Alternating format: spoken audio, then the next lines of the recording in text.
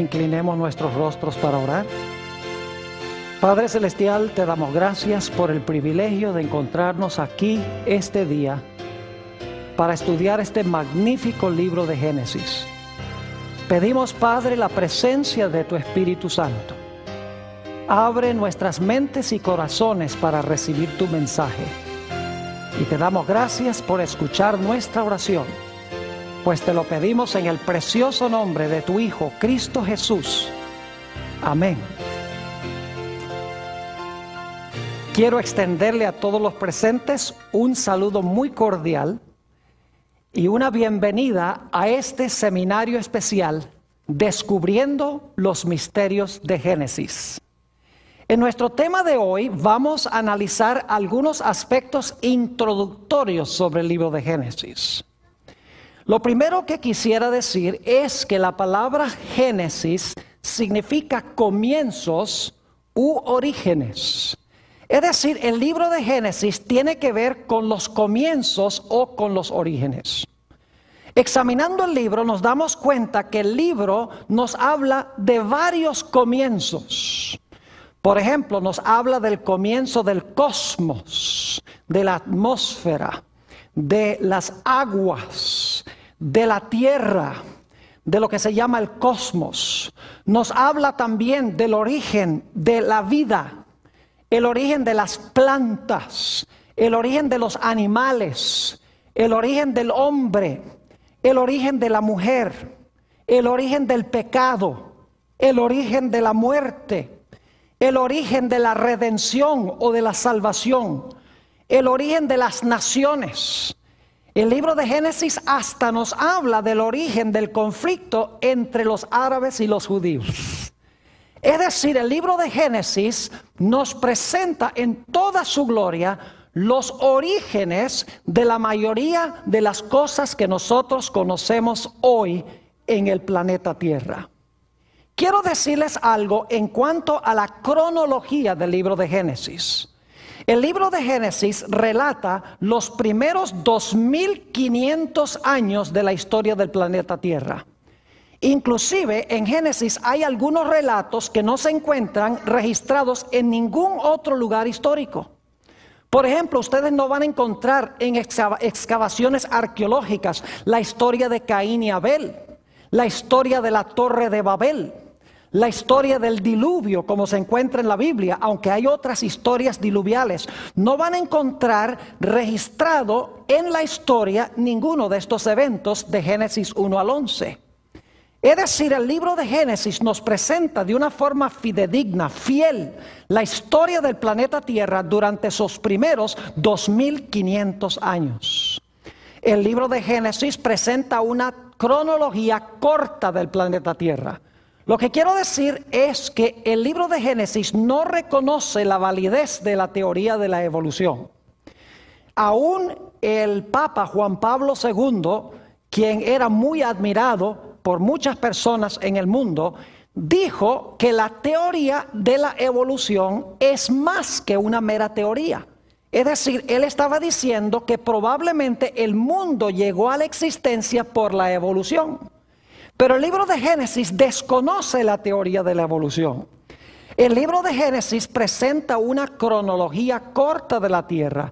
Según este libro, nuestro planeta tiene aproximadamente 6000 años de historia. Y el libro de Génesis relata los primeros 2500 años de esos 6000 años de historia. El libro de Génesis fue escrito por Moisés aproximadamente 1500 años antes de nacer el Señor Jesucristo. Es decir, el libro de Génesis tuvo su autor. Su autor fue Dios. Su escritor fue Moisés. Y la razón por la cual recalco tanto este punto es porque hay muchos eruditos hoy que dicen que Moisés no fue el autor. Un poco más adelante en nuestro tema vamos a hablar sobre ese aspecto. El libro de Génesis es el semillero de la Biblia. Las ideas que encontramos en Génesis son seminales y se desarrollan a través del resto de la Biblia. Permítame ilustrar lo que quiero decir. Nosotros aquí en Fresno tenemos un parque nacional cerca que se llama el Parque Nacional Sequoia. Yo quiero preguntar, ¿cuántos de los presentes han visitado alguna vez el Parque Nacional Sequoia, donde se encuentran esos árboles tan gigantescos? Pues permítame decirles algo en cuanto a esos árboles Sequoia. Hay algunos de ellos que tienen 3.200 años de edad. Algunos de ellos miden más de 300 pies de altura.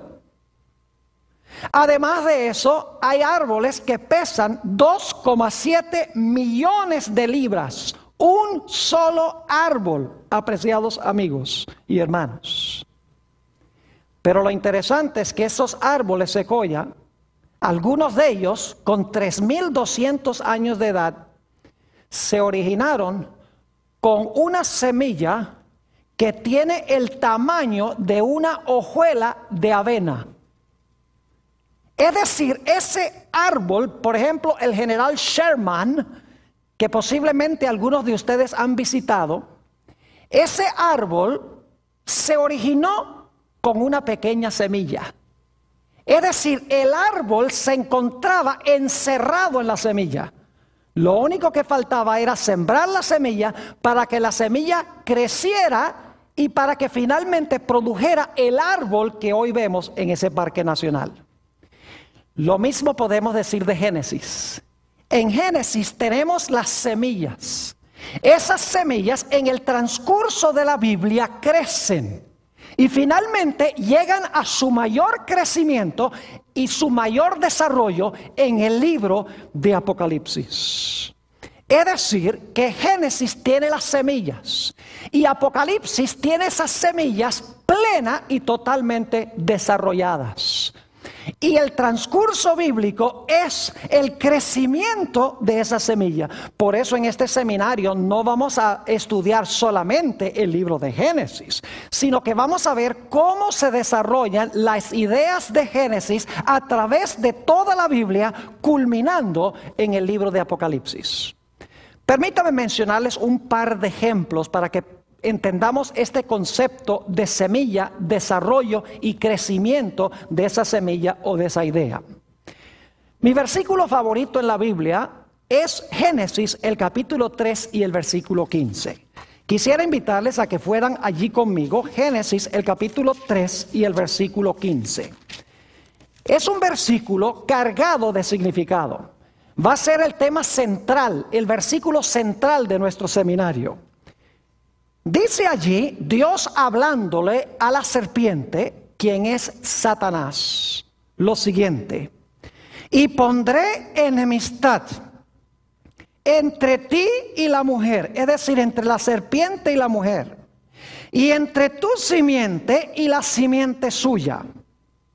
Es decir, va a haber enemistad entre la serpiente y la mujer, y la simiente de la serpiente y la simiente de la mujer. Pero luego noten la última parte del versículo, dice: esta, es decir, la simiente de la mujer, te herirá en la cabeza, y tú le herirás a la simiente de la mujer en el calcañar. 4 ideas claves en este versículo. 1, enemistad. 2, una serpiente. 3, una mujer. Y 4, la mujer tiene una simiente que está en guerra contra la serpiente. Mis queridos amigos, esta idea de Génesis 3:15 se desarrolla y se cumple en el libro de Apocalipsis. Noten el capítulo 12 de Apocalipsis y los versículos 1 al 5. Apocalipsis, el capítulo 12 y los versículos 1 al 5. Tenemos el desarrollo de esta semilla de Génesis 3:15. Dice allí, en Génesis 12 y el versículo 1, apareció en el cielo una gran señal, una mujer vestida del sol, con la luna debajo de sus pies y sobre su cabeza una corona de 12 estrellas. Así que tenemos una mujer, ¿cierto?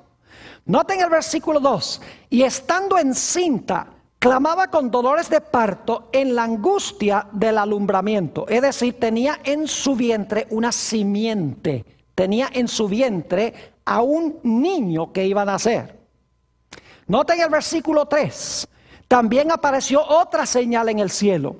He aquí un gran dragón escarlata que tenía 7 cabezas y 10 cuernos, y en sus cabezas 7 diademas. Y si ustedes van al versículo 9, van a notar que ese dragón bermejo es el diablo y Satanás, la serpiente antigua, dice allí. Ahora, note lo que dice el versículo 4. Y su cola arrastraba la tercera parte de las estrellas del cielo y las arrojó sobre la tierra. Y el dragón o la serpiente se paró frente a la mujer que estaba para dar a luz, a fin de devorar a su hijo tan pronto como naciese. Ahora yo pregunto, ¿pueden ustedes ver allí las ideas básicas de Génesis 3:15? Claro que sí. ¿Hay una mujer? ¿Cómo no? ¿Hay enemistad? Claro que sí. ¿Hay un dragón o una serpiente? ¿Cómo no? La mujer tiene una simiente contra la cual lucha el dragón o la serpiente. ¿Cómo no? Es decir, para entender Apocalipsis 12, 1 al 5, tenemos que regresar a Génesis, el capítulo 3 y el versículo 15. Quiero que notemos otro ejemplo. Génesis, el capítulo 2 y el versículo 24. Génesis, el capítulo 2 y el versículo 24. Estamos viendo cómo las semillas del Génesis se desarrollan en la Biblia y se cumplen finalmente y alcanzan su mayor crecimiento en el libro de Apocalipsis. Génesis 2 y el versículo 25, vamos a leer, no el 24, sino el 25, dice, hablando de Adán y Eva, y estaban ambos desnudos, Adán y su mujer, y no se avergonzaban. ¿En qué condición estaban Adán y Eva cuando fueron creados por Dios? Estaban desnudos y no se avergonzaban. Ahora necesito hacerles una explicación que vamos a estudiar con más detenimiento más adelante en este seminario. Adán y Eva estaban desnudos en lo que respecta a vestiduras artificiales hechas por seres humanos. Pero según la Biblia, ellos estaban cubiertos con un manto glorioso de luz. Es decir, estaban cubiertos con la gloria de Dios. Ahora, ¿qué sucedió cuando Adán y Eva pecaron? ¿Qué pasó con ese manto de luz? Note lo que dice Génesis, el capítulo 3 y el versículo 7. Génesis, el capítulo 3 y el versículo 7. Dice, entonces fueron abiertos los ojos de ambos y conocieron que estaban, ¿qué? Desnudos. Entonces cosieron hojas de higuera y se hicieron delantales. Fíjense que el manto de luz se fue y ahora se dieron cuenta que estaban, ¿qué? Desnudos. En su estado de inocencia, en su estado de pureza y de justicia, estaban vestidos con el manto de luz. Cuando pecan, el manto de luz se va y se dan cuenta que están desnudos. ¿Qué trataron de hacer Adán y Eva para cubrir su desnudez? Dice la última parte del versículo 7, y se hicieron delantales y se pusieron esos delantales de hojas de ¿qué? Hojas de higuera. Es decir, se taparon la vergüenza de su desnudez con hojas de higuera. Pero ¿saben que aún después de eso se sentían desnudos? Porque en el versículo 10 Dios viene buscando a Adán y Eva, le dice, ¿dónde están? Y Adán dice, tuvimos miedo porque estábamos desnudos, pero ya no estaban desnudos porque tenían las hojas de higuera. Obviamente su desnudez no era desnudez física, no tenían el manto glorioso de luz.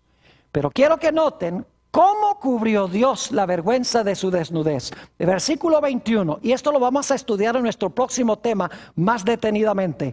Dice, y Jehová Dios hizo al hombre y a su mujer túnicas de ¿qué? Túnicas de pieles y los vistió. Ahora fíjense las ideas que tenemos aquí.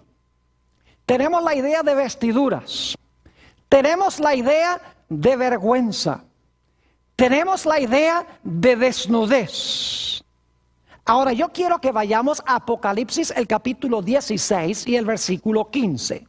Y ustedes me van a decir si Apocalipsis 16, 15 guarda alguna relación con lo que acabamos de estudiar de Génesis 2 y el versículo 24 y también el capítulo 3 y el versículo 7 y 21.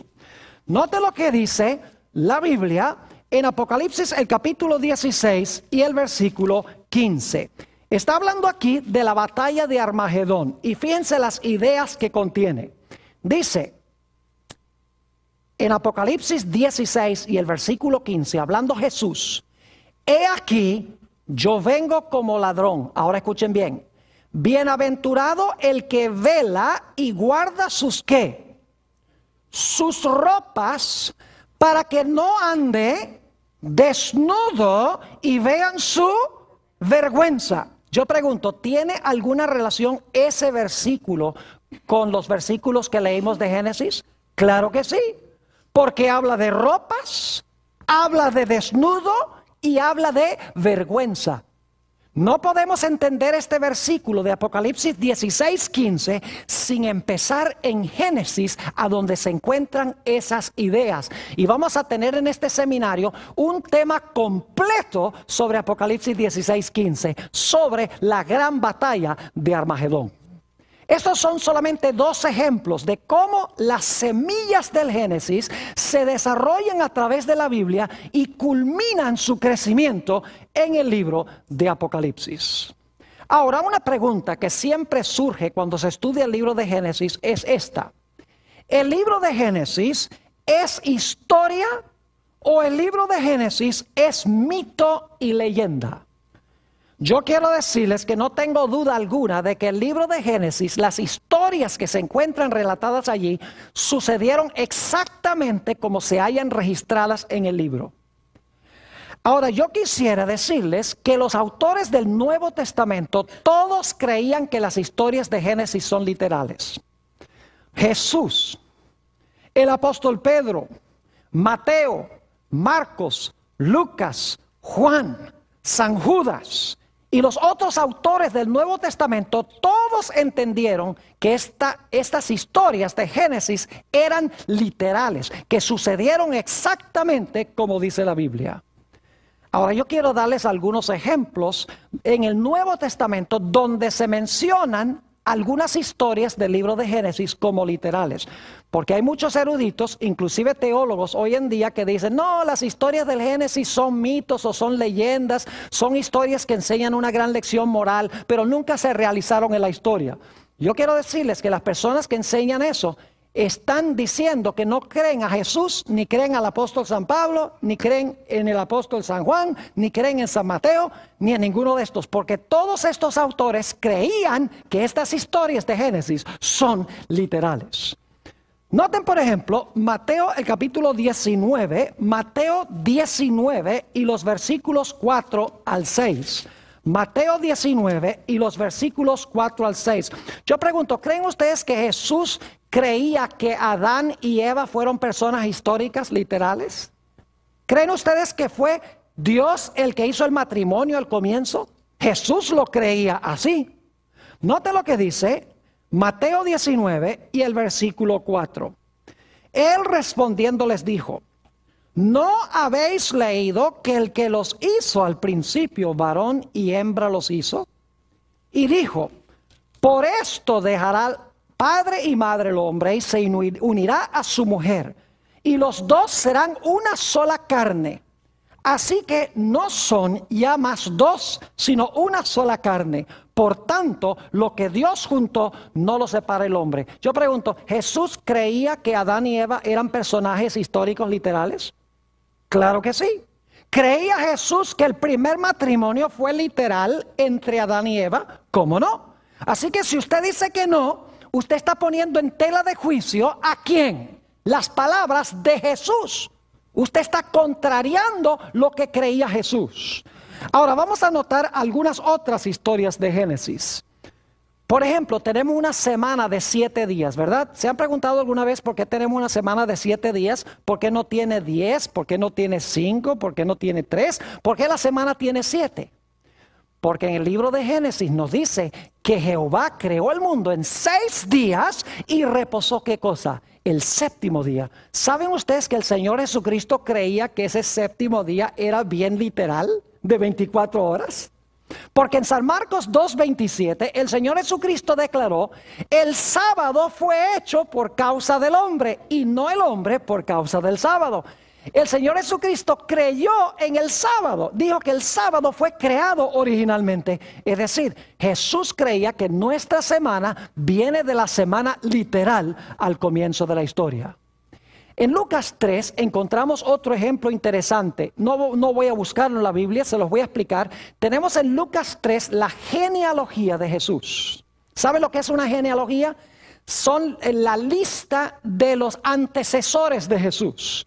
Y es interesante, se menciona comenzando con José, el padre de Jesús, y el relato va hacia atrás y termina allá con Adán. Ahora yo pregunto, ¿creen ustedes que Jesús fue un personaje histórico literal? ¿Creen que Jesús fue un personaje histórico que vivió dentro del curso de la historia? Claro que sí, nadie lo negaría. Pero entonces yo pregunto, si Jesús, quien se menciona al comienzo de la genealogía de Lucas 3, es un personaje histórico, y se menciona toda la lista de sus antecesores, yo pregunto, ¿el último que se menciona en la lista, Adán, también tiene que ser un personaje histórico? Claro que sí. Usted no puede decir que Jesús, el último que se menciona en la lista, es un personaje histórico, pero Adán en realidad no fue un personaje histórico. Porque todos los personajes en la genealogía de Jesús fueron personas reales que vivieron dentro del espacio y dentro del tiempo. Otro relato que Jesús aceptó como literal, que hoy los científicos dicen eso, nunca hubo un diluvio universal. ¿Qué va? Eso no pasó, dicen muchos científicos, historiadores, aún teólogos y ministros. Yo pregunto, ¿Jesús creyó que el diluvio fue literal, que pasó históricamente? Claro que sí. Noten San Mateo, el capítulo 24 y los versículos 37 al 39. Mateo 24 y el versículo 37 al 39. Palabras de Jesús. Dice, mas como en los días de Noé, así será la venida del Hijo del Hombre. Yo pregunto, ¿la segunda venida de Jesús va a ser un evento histórico, literal? ¿Va a pasar así como lo dice la Biblia? Claro que sí. Jesús dice, como fue en los días de Noé, así va a ser en su venida. Así que si el diluvio fue histórico, su venida también va a ser un evento histórico. Versículo 38, porque como en los días antes del diluvio, estaban comiendo y bebiendo, casándose y dando en casamiento, hasta el día en que Noé entró en el arca, y no entendieron hasta que vino el diluvio y se los llevó a todos. Así será también la venida del Hijo del Hombre. Pregunto, ¿creía Jesús en un diluvio literal que se realizó en la historia y en el tiempo? Claro que sí. Ahora, ¿qué de Caín y Abel? El Nuevo Testamento confiesa que Caín y Abel fueron personajes reales, históricos, que existieron. Claro que sí. Primera de Juan, el capítulo 3 y el versículo 12. Primera de San Juan, el capítulo 3 y el versículo 12. Nos presenta a Caín y Abel como personajes históricos. Dice allí, no como Caín, que era del maligno y mató a su hermano. ¿Y por qué causa le mató? Porque sus obras eran malas y las de su hermano justas. Pregunto, ¿creía el apóstol San Juan que Caín y Abel fueron personajes reales que vivieron dentro del curso de la historia? Claro que sí. Así que si usted dice que no, usted está poniendo en tela de juicio lo que dice Juan, lo que dice Jesús. ¿Saben ustedes que el Nuevo Testamento también nos dice que Enoc fue un personaje real, histórico? Ese individuo que vivió una vida tan santa que la Biblia dice que ni siquiera murió en el planeta Tierra. Dios se lo llevó. Note lo que dice Hebreos el capítulo 11 y el versículo 5. Hebreos el capítulo 11 y el versículo 5 sobre este personaje Enoc. Fue un personaje literal, real, histórico. Dice en el versículo 5, por la fe Enoc fue traspuesto para no ver muerte y no fue hallado, porque lo traspuso Dios. Y antes que fuese traspuesto, tuvo testimonio de haber agradado a Dios. Ahora, yo creo que el apóstol San Pablo escribió el libro de los Hebreos. Yo pregunto, ¿el apóstol San Pablo creía que Enoc fue un personaje literal, histórico, real, tal cual lo relata el libro de Génesis? Obviamente que sí. Ahora, algunos dicen Sodoma y Gomorra nunca existieron. Algunos científicos, algunos geólogos, algunos historiadores, inclusive ministros, dicen esa historia de Sodoma y Gomorra es una historia imaginaria para enseñarle a la gente que se porte bien. Ahora yo pregunto, ¿creía Jesús que las ciudades de Sodoma y Gomorra existieron y fueron destruidas por fuego? Claro que sí. Note lo que dice San Lucas 17 y el versículo 28. San Lucas, el capítulo 17 y el versículo 28. Dice aquí, asimismo como sucedió en los días de Lot. ¿Creía Jesús que Lot fue un personaje histórico? ¿Literal? Claro que sí. Comían, bebían, compraban, vendían, plantaban, edificaban. Mas el día en que Lot salió de Sodoma, llovió del cielo fuego y azufre y los destruyó a todos. Así será el día en que el Hijo del Hombre se manifieste. Fíjense que las historias del libro de Génesis ocurrieron tal cual lo relata el libro de Génesis. El testimonio de los autores del Nuevo Testamento corrobora que estas cosas pasaron exactamente como lo dice la Biblia. Ahora, algunos de ustedes estarán preguntando por qué el pastor Bor enfatiza y recalca tanto este punto. Quiero decirles que desde la época que se conoce como la Edad de la Razón, que comenzó en la segunda mitad del siglo XVIII, los filósofos, los científicos, los historiadores y aún los teólogos empezaron a enseñar que las historias de Génesis en realidad no son historias que se realizaron como lo dice el libro de Génesis, sino que son mitos y leyendas. Es más, la mayoría de los eruditos comenzaron a enseñar de que el libro de Génesis ni siquiera fue escrito por Moisés 1500 años antes de Cristo. Empezaron a enseñar que el libro de Génesis es producto de muchos diferentes autores, cada uno escribió una historia y luego vino un redactor y juntó todas esas historias en el libro que hoy conocemos como el libro de Génesis. Cuando yo estudiaba en el seminario, una vez estaba haciendo una investigación y conseguí una Biblia que se llama la Biblia Arco Iris. Y es interesante en esa Biblia Arco Iris leer el libro de Génesis y ver que por cada color que se da en el libro de Génesis, según los que prepararon esa Biblia, eso lo escribió un autor diferente. Y el libro de Génesis está marcado en múltiples colores, porque según ellos, el libro de Génesis tuvo múltiples autores. La Biblia enseña que Génesis fue escrito por Moisés. El libro de Génesis fue escrito por Moisés, aproximadamente 1500 años antes de Cristo, y el libro relata historias reales. Posiblemente sea sorpresivo para muchos de ustedes saber que hoy en día hay muchos ministros, y no son unos pocos, son muchos ministros y pastores y sacerdotes que no creen que el libro de Génesis es histórico. Hace unos años fui a la Universidad de Andrews, donde yo me gradué del seminario, para presentar una serie de temas en una iglesia allí. Y durante el día, como no tenía nada que hacer, decidí disfrutar la maravillosa biblioteca que tiene centenares de volúmenes. Se vuelve uno loco allí, con todo el material que hay. Pero me puse a investigar el libro de Génesis, específicamente Génesis 3:15. ¿Y sabe lo que descubrí? Que la mayoría de los comentarios bíblicos no creían que el libro de Génesis es literal. Comentarios escritos por teólogos y por ministros y por sacerdotes. Por ejemplo, un comentario decía, esa historia de Eva y la serpiente la inventó alguien para explicar por qué la gente le tiene miedo a las culebras. Otro comentario decía, la razón por la cual se escribió la historia de Caín y Abel es para explicar el origen de las peleas que existen entre hermanos y hermanos, o hermanos y hermanas. Otro comentario decía, la historia de la Torre de Babel se escribió para explicar de dónde vienen todos los idiomas, pero eso no pasó históricamente.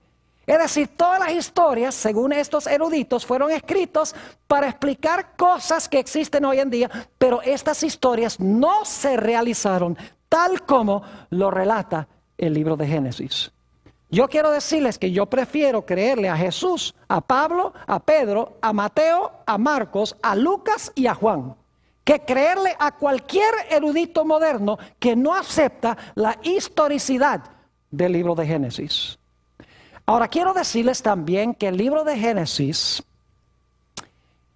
tiene mucho que decir en cuanto a las disciplinas que se estudian en las universidades de hoy.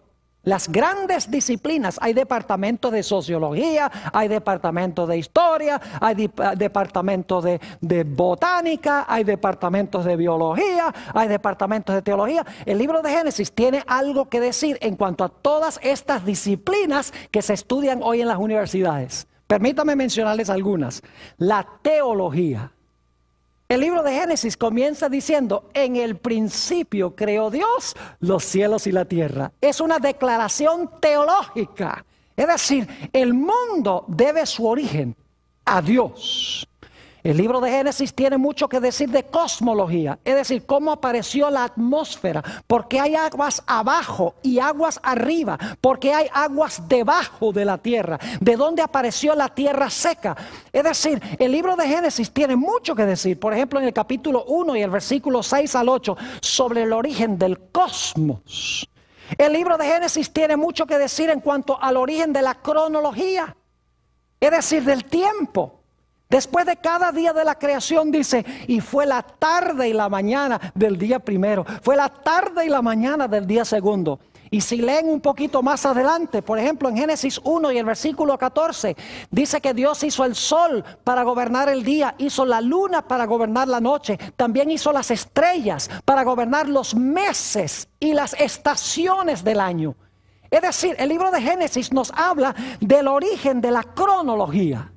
El libro de Génesis en el capítulo 1 y los versículos 9 y 10 nos dice mucho sobre la geografía.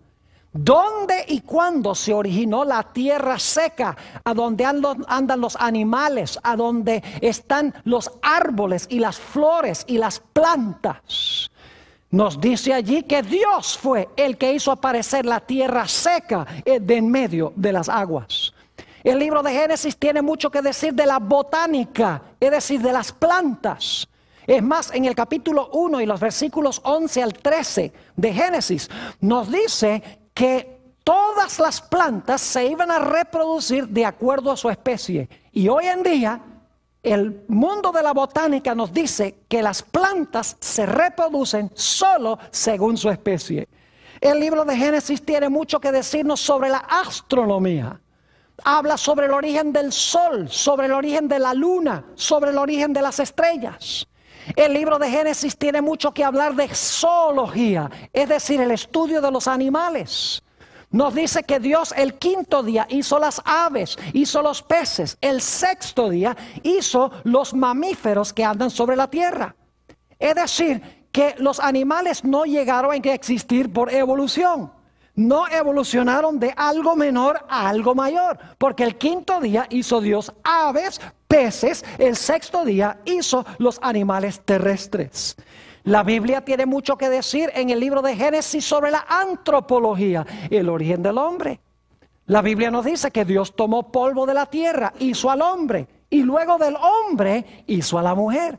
Eso lo encuentran en Génesis el capítulo 2 y el versículo 7.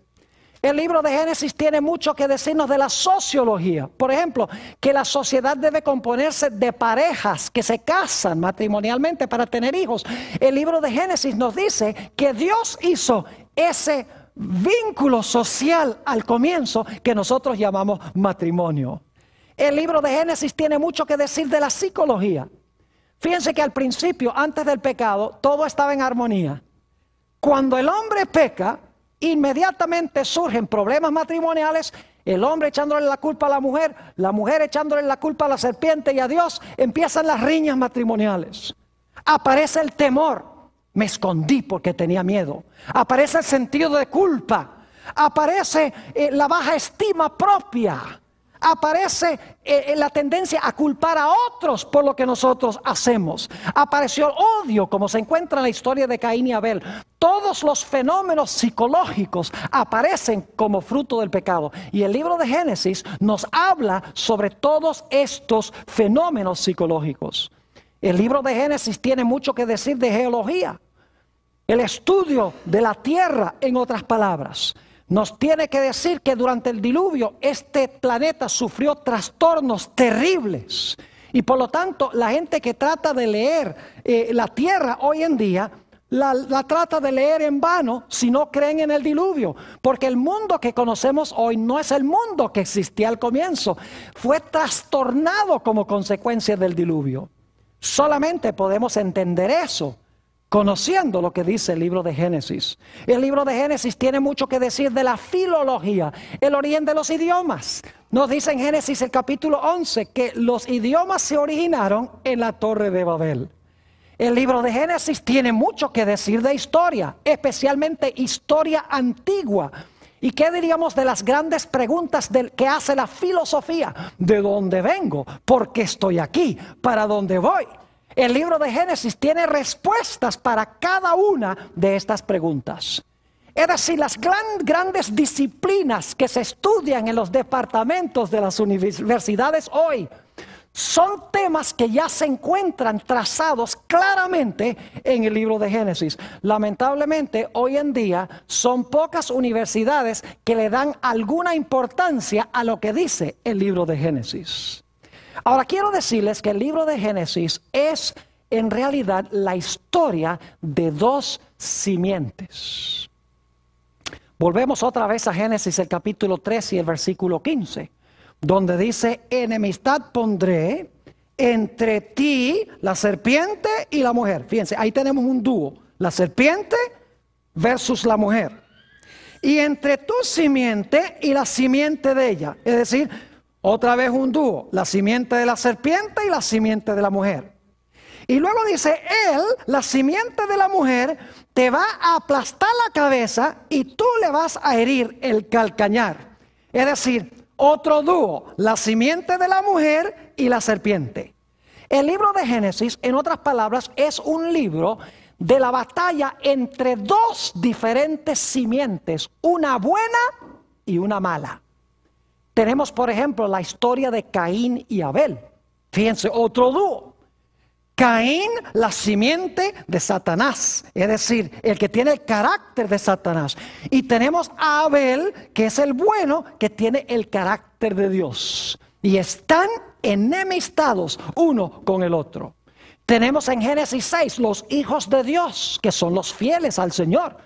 Y tenemos a las hijas de los hombres, que son las descendientes malévolas de la descendencia de Caín. Es decir, tenemos este dúo, los hijos de Dios versus las hijas de los hombres. Tenemos en el libro de Génesis la historia de Abraham y los constructores de la Torre de Babel. Se presentan como radicalmente distintos uno del otro. Es más, vamos a encontrar en uno de los temas que vamos a estudiar que Abraham se encontraba viviendo a donde vivían los que construyeron la Torre de Babel. Y se estaba contaminando la familia de Abraham con los que habitaban allí, con la idolatría de los constructores de la Torre de Babel. Así que Dios dijo, yo no puedo dejar que mi simiente se quede aquí para que me lo corrompan. Así que Dios, según Génesis 12, 1 al 3, llamó a Abraham de Ur de los Caldeos, lo sacó de ese ambiente y lo llevó a la tierra de Canaán. Abraham y los constructores de la Torre de Babel, dos simientes opuestas. Luego tenemos Isaac e Ismael. Isaac, la simiente mala, Isaac, la simiente buena, Ismael, la simiente mala. Y nuevamente la idea de enemistad. Ismael odiando y tratando de destruir a Isaac, según dice en Gálatas el capítulo 4. Y luego tenemos la historia de Jacob y Esaú. Fíjense, otro dúo en el libro de Génesis. Esaú, el malo, que vendió su primogenitura, y Jacob, el bueno, el que recibió la primogenitura. Y Esaú enemistado contra Jacob, su hermano. Tenemos también Lot y los constructores de las ciudades de Sodoma y de Gomorra. Lot, según segunda de Pedro 2, 6 al 8, era un hombre pío, era un hombre santo.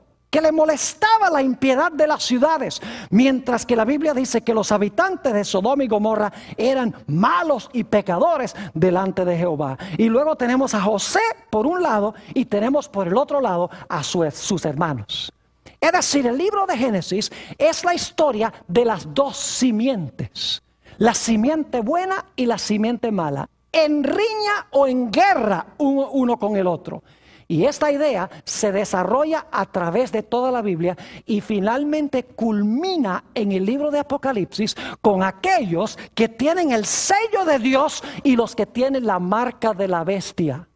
Aquellos que se presentan como la mies de la tierra en Apocalipsis 14, que son los justos, y las uvas que son echadas en el lagar de la ira de Dios. Allí culmina esta idea y vamos a encontrar en uno de nuestros temas, cuando hablemos de la batalla de Armagedón, que la historia de Caín y Abel, esta riña entre estos dos hermanos, y la riña tenía que ver con la obediencia a Dios y con la verdadera adoración a Dios. Vamos a encontrar que esta historia de esta riña entre dos hermanos ilustra los dos grupos millonarios que van a estar sobre el planeta Tierra al final de la historia. Y vamos a ver que la gran guerra final va a tener que ver con si obedecemos a Dios o no, si adoramos a Dios como Dios ha mandado o no. Es decir, va a ser una repetición de la historia de Caín y Abel, solo que al final de la historia van a ser dos grupos mundiales, mientras que al comienzo de la historia eran solamente dos individuos. Es decir, las semillas de Génesis han crecido y han alcanzado su ápice en el libro de Apocalipsis. Ahora, antes de terminar nuestro tema hoy, necesito hablarles de un aspecto más sobre el libro de Génesis. El libro de Génesis parece ser muy sencillo. Es uno de los favoritos de la gente porque contiene muchas historias. Historias que son emocionantes, son dramáticas. Y muchos han cometido el error de pensar que el libro de Génesis es sencillamente una colección de historias que se realizaron hace aproximadamente unos 2.500, 3.000 años. Pero el libro de Génesis tiene una dimensión oculta. El libro de Génesis tiene una dimensión que pocos eruditos han descubierto. Y es que las historias de Génesis no son solamente historias, sino que son profecías. Cada historia del libro de Génesis se realizó históricamente, no me entiendan mal. Pero esa historia en realidad es una profecía. Es decir, está anunciando eventos que van a pasar en el futuro semejantes a los que pasaron en esa historia. No es nada nuevo, mis queridos hermanos y amigos, porque en Eclesiastés 1 y el versículo 9 nos habla de la repetición de la historia. Noten Eclesiastés 1 y el versículo 9. Dice allí, ¿qué es lo que fue? Lo mismo que será. ¿Qué es lo que ha sido hecho? Lo mismo que se hará. Y nada hay nuevo debajo del sol. Fíjense que lo que sucedió es lo que va a suceder. No hay nada nuevo debajo del sol. ¿Y saben por qué? Porque el hombre siempre es igual y el diablo también. Y Dios también siempre obra igual. Por eso las historias tienen la tendencia a repetirse en el futuro. Noten también lo que dice Eclesiastés, el capítulo 3 y el versículo 15. Eclesiastés, el capítulo 3 y el versículo 15. Dice, aquello que fue, ya es. Y lo que ha de ser, fue ya. Y Dios restaura lo que pasó. Fíjense nuevamente que dice que lo que ha de ser, fue ya. Es decir, que las historias del libro de Génesis en realidad no son solamente historias, sino que son profecías. Permítame darles algunos ejemplos del libro de Génesis. Son historias que vamos a estudiar en este seminario sobre el libro de Génesis, pero quiero sencillamente mencionar algunas de estas historias brevemente para que se den cuenta cómo estas historias son también profecías. Ya hemos visto Génesis 3:15. Las 4 ideas en ese versículo. enemistad, una serpiente, una mujer y una simiente de la mujer. Vimos en Apocalipsis 12 que tenemos las mismas ideas. Tenemos una mujer, la mujer tiene en su vientre una simiente, aparece un dragón o una serpiente que se quiere comer al niño, es decir, está enemistado con el niño. Es decir, que Génesis 3:15 no es solamente algo que Dios le habló a la serpiente en el huerto del Edén, sino que es un versículo que conlleva una dimensión profética o futura que se iba a cumplir cuando naciera Jesús de la Virgen María. Tenemos también la historia del Edén. Ustedes leen Génesis 1 y 2, la descripción hermosa de este huerto precioso del Edén, donde estaba el árbol de la vida, el río de la vida. Pero ¿saben ustedes que en Apocalipsis 21 y 22 tenemos la misma idea? En Génesis 1 y 2 tenemos el Edén. El resto de la Biblia habla de cómo el hombre perdió el Edén. Y Apocalipsis 21 y 22 habla de la restauración del huerto del Edén que existía al comienzo de la historia. En Génesis 1 y el versículo 2 nos habla de la condición de la tierra antes de la creación. Dice: la tierra estaba desordenada y estaba vacía, y había tinieblas sobre la haz del abismo. Piensen las palabras: abismo, tinieblas, desordenada, vacía. ¿Saben ustedes que la Biblia dice que la tierra va a volver a esa condición otra vez? Se usan las mismas palabras para hablar de lo que va a pasar en el futuro. En Jeremías, el capítulo 4, dice Jeremías, cuando ve la segunda venida de Jesús, dice: miré la tierra y estaba desordenada y vacía, y miré los cielos y no había en ellos luz. Es decir, que lo que sucedió al comienzo sucederá al final. Como la tierra estaba desordenada y vacía en tinieblas antes de la creación, cuando Jesús venga y también en consecuencia de las plagas, la tierra regresará a esa condición antes que Dios haga un cielo nuevo y una tierra nueva. Ya les mencioné la historia de Caín y Abel. Es una historia profética. No solamente pasó con dos personajes en cierta ocasión en el pasado, sino que ilustra lo que va a pasar al final de la historia.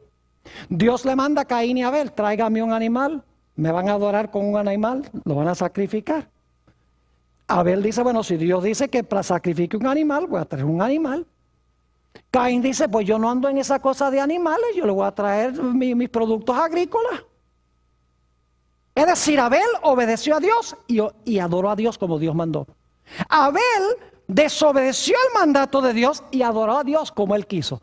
En el libro de Apocalipsis vamos a encontrar que los dos grupos que van a existir en el mundo al final de la historia van a tener esas mismitas características de Caín y Abel.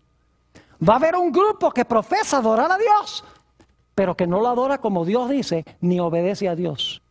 Va a haber otro grupo que obedece los mandamientos de Dios. Satanás los va a odiar, y que también adoran a Dios como Dios ha mandado, no como ellos quieren. Es decir, la historia de Caín y Abel es una historia profética. Podríamos mencionar también la historia del diluvio, ya lo hicimos. Jesús dijo: como en los días de Noé, así será también la venida del Hijo del Hombre. Yo pregunto, ¿creía Jesús que la historia del diluvio era una historia profética? Claro que sí, porque dijo: como pasó allá, va a pasar al final de la historia. Es decir, para Jesús la historia del diluvio no solamente era una historia, sino que era una ¿qué? Una profecía. Y vamos a dedicar un tema completo en nuestro seminario sobre la historia del diluvio.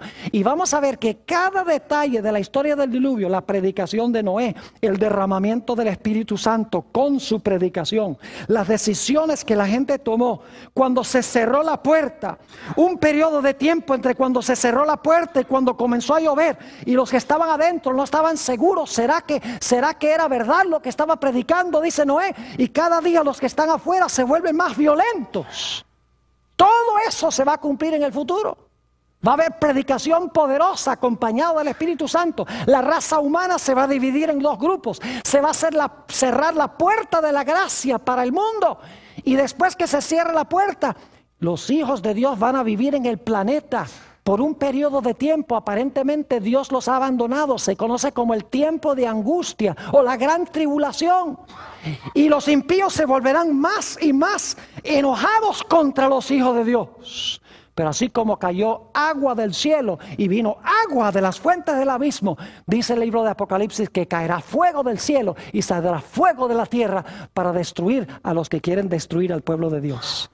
Es decir, la historia del diluvio es una historia profética. No solamente sucedió en el pasado, sino que sucederá también en el futuro. El llamado que Dios le hizo a Abraham para que saliera de Babel, de allá a donde se construyó la torre de Babel. En Apocalipsis encontramos el cumplimiento de eso. Porque Dios al final de la historia dice a su pueblo que está en Babilonia, en Apocalipsis 18:4 dice: salid de ella, pueblo mío, para que no seáis partícipes de sus pecados. Lo que pasó con Abraham históricamente va a pasar con el pueblo de Dios al final de la historia. La confusión y la caída de Babilonia en la torre de Babel se va a repetir en el libro de Apocalipsis. Así como cayó la cima de esa torre, así como la gente quedó confundida. En Apocalipsis 14:8 y el 18:1-3 dice: ha caído Babilonia. Usted no puede entender la caída de Babilonia al final de la historia, al menos que haya entendido la primera caída de Babilonia en la torre de Babel.